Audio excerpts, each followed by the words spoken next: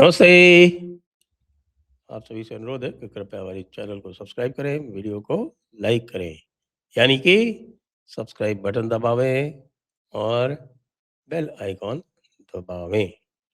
धुरंधर के बारे में बहुत सारी बातचीत हो चुकी है और अभी बात ये चल रही है कि भई ये धुरंधर ने 7 दिन में 1000 करोड़ तो क्रॉस कर लिए। अब ये क्या दंगल का रिकॉर्ड तोड़ेगी? दंगल का रिकॉर्ड है 2070 करोड़ रुपए, जिसमें से 1300 करोड़ रुपए उन्होंने अकेले चाइना से कमाए। तो चाइना का रिकॉर्ड तो कोई भी नहीं तोड़ सकता और मुझे नहीं लगता कि किसी भी तरह से धुरंधर 2 अ, चाइना में एक भी पैसा कमाने वाली है। खैर, बात ये है कि जो ओवरऑल एक आप उसको फ़िक्शन कहें या जो भी कहें या माने या ना माने, लेकिन रिकॉर्ड में तो 2070 करोड़ है।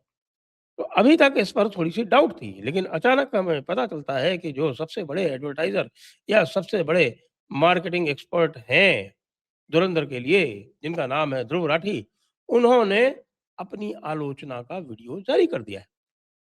और उसके तुरंत बाद से अब ये सभी जितने भी ट्रेड एक्सपर्ट्स हैं, वो एकमत हो गए हैं कि अब धुरंधर 2 को 2000 करोड़ क्रॉस करने और दंगल का रिकॉर्ड तोड़ने से कोई नहीं रोक सकता। कोई नहीं मतलब कोई भी नहीं।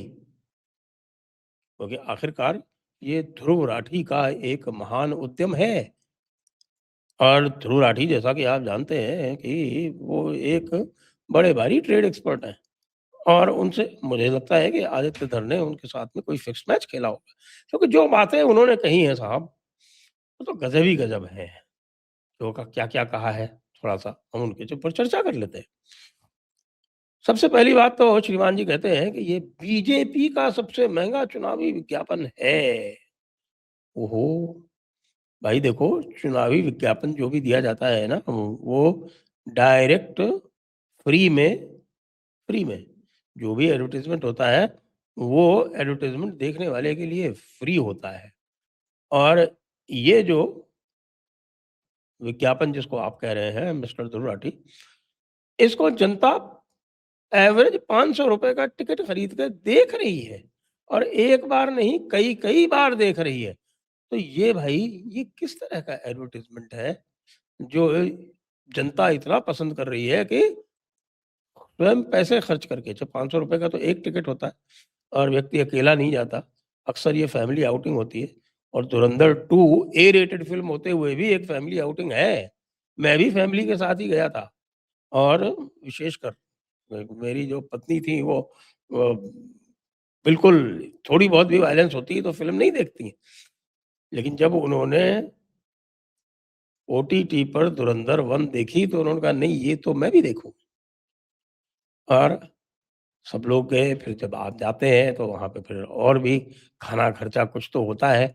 तो एवरेज अगर एक 4 जन की फैमिली है तो भाई साहब आदमी 3 साढ़े 3 हज़ार रुपए खर्च करके देखने जाता है थिएटर में। और उसके बाद भी अगर सवा करोड़ टिकट बिक चुके हैं ध्रुव राठी, तो तुम्हारी ये जो महँगे चुनावी विज्ञापन वाला आरोप है, ये तो वैसे ही फुस हो गया। फिर कह रहे हैं कि साहब कि हर फ़िल्मकार जो है वो जो देशभक्ति की कहानी बनाता है, वो तो बाकी तो ठीक है, यानी कि उनके विचार से टाइगर ज़िंदा है, टाइगर 3 और पठान और जवान और लाल सिंह चड्ढा, ये वाले लोग तो जो थे, वो तो बहुत ही सौम्य लोग थे। लेकिन आदित्य धर जो है, वो ब्लेटेंट प्रोपेगेंडा कर रहा है। भाई ब्लेटेंट प्रोपेगेंडा कैसे हो गया?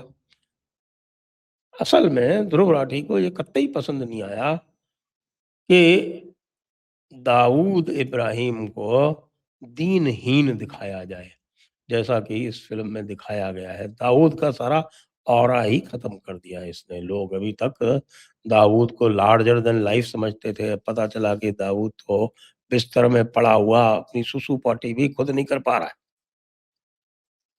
तो भैया इस फ़िल्म में टेररिज़्म का महिमा मंडन नहीं किया गया। हैदर की तरह इसमें जो है वो आतंकवादी को भटका हुआ नौजवान नहीं बताया गया। इसमें दिखाया गया है कि भाई टेररिस्ट कैसे होते हैं, गुंडे कैसे होते हैं, गैंगस्टर्स कैसे होते हैं और बिल्कुल रियलिटी में दिखाया गया है। जब लियारी गैंग दिखा रहे हैं, तो यही दिख रहा है, कितना क्रूर होता है एक गैंगस्टर और कैसे गैंगस्टर को आतंकवाद बढ़ाने में, सहयोग करने में कतई भी समस्या नहीं आती। तो इसलिए भैया एंटी टेरर, नेशनल सिक्योरिटी और स्ट्रॉन्ग लीडरशिप इसमें और ब्लेटेंट प्रोपेगेंडा में फ़र्क समझ ध्रुव टट्टी। फिर कहता है भैया ये व्हाट्सएप फॉरवर्ड से इंस्पायर है। हुँ? और व्हाट्सएप फॉरवर्ड से इंस्पायर है। यार मैंने तो कोई भी आज तक ऐसा व्हाट्सएप फॉरवर्ड नहीं देखा, कम से कम भारत में जिसमें रहमान डकैत की बात की गई हो। अच्छा ज़हूर मिस्त्री वग़ैरह या जो भी लोग शामिल थे वो आईसी 814 की हाईजैकिंग में, उनके बारे में जो डिटेल्स हैं, वो ढूँढने पे ही मिलते हैं। यदि आप में कोई विशेष शोध की कोई इच्छा हो, आकांक्षा हो, जज़्बा हो, तब आप जाएँगे तब इन लोगों के बारे में आपको कुछ मिलेगा। बाकी ज़हूर मिस्त्री का जो कुछ भी दिखाया गया है, अंत दिखाया गया है या फिर रहमान डकैत का दिखाया गया है, तो भाई वो तो सच्चाई के अत्यंत करीब है। यानी मैंने तो पाकिस्तान वालों का भी इंटरव्यू कर लिया, वो सब कह रहे हैं कि हाँ भाई, कराची में तो ऐसा ही होता था। लेकिन इस मूर्ख को ये दिखाई पड़ रहा है कि भैया ये जो है, ये व्हाट्सएप फॉरवर्ड से इंस्पायर्ड है और फ़िल्म देखकर फिर दूसरे लोग कह रहे हैं, जिनको ये कह रहा है कि ना कि भैया ये लीगल लीगल चीट कोड जो है, उसका डिस्क्लेमर देना चाहिए था। ये चीटिंग है, एंटरटेनमेंट है ये और एंटरटेनमेंट पे पीएचडी करना है तेरे को, हैं?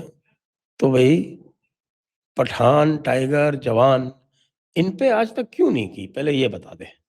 जब तक तू ये नहीं बताएगा और जब तक इनका जो है वो चीट कोड जो है, वो उसके ऊपर एक्सप्लोरेशन नहीं करेगा, उसके ऊपर अनुसंधान नहीं करेगा, ध्रुव टट्टी, तब तक तेरी बात बकवास के अलावा और कुछ नहीं है।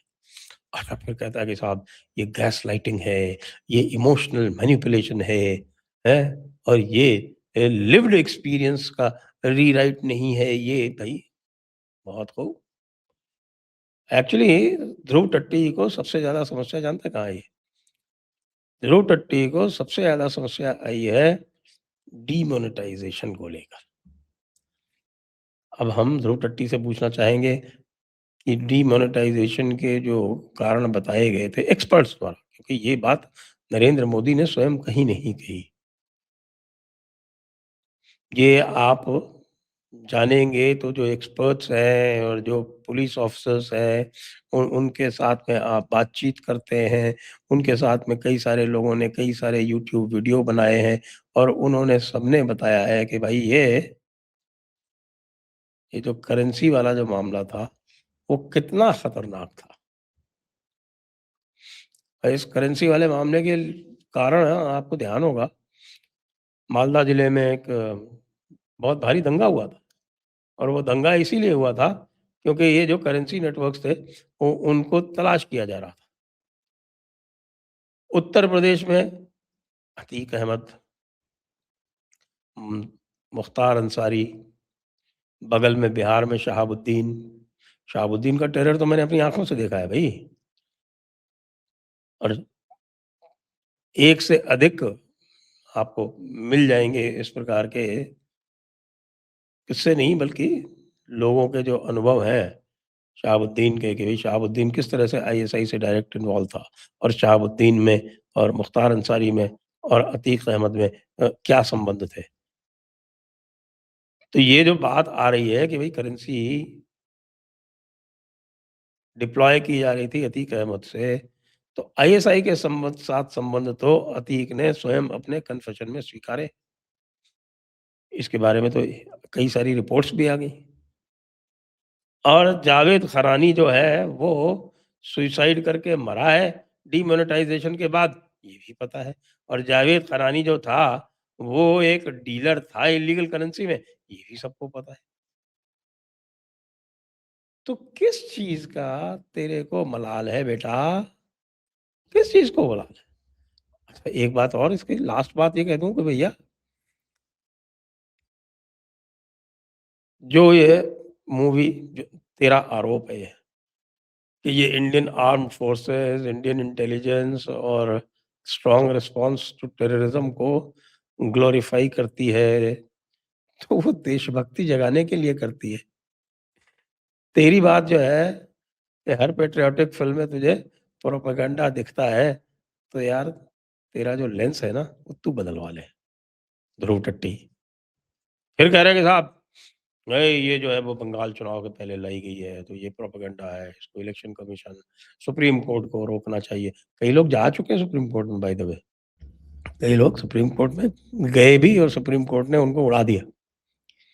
तो ध्रुव टट्टी जिसको बोलते हैं, तेरा पूरा जो एनालिसिस है वो कुछ नहीं, ये तेरा जो पूरा ये एनालिसिस है ये और कुछ नहीं, ये तेरे दिल की भड़ास है, तेरे दिल को चोट लगी है, तेरे दिल को धक्का पहुँचा है। तुझे समझ में नहीं आ रहा है कि भाई ये जो बॉलीवुड है, जो बॉलीवुड का इतने कष्ट से, इतनी मेहनत से 50 साल का बनाया हुआ ये जो सारा नैरेटिव है, ये सब कुछ जिसमें आपको हिंदू को गिल्ट ट्रिप किया जाता है, जिसमें टेरर को ग्लोरीफाई किया जाता है, जिसमें एक सेक्युलरिज्म की चाशनी चटाई जाती है, उस सबको, उस पूरे नैरेटिव को इस धुरंधर 1 और धुरंधर 2 ने मिल के पूरी तरह से ऐसा ध्वस्त किया है कि फ़िल्म मेकर्स जो हैं वो जाके वापस, यानी कि वो वापस जो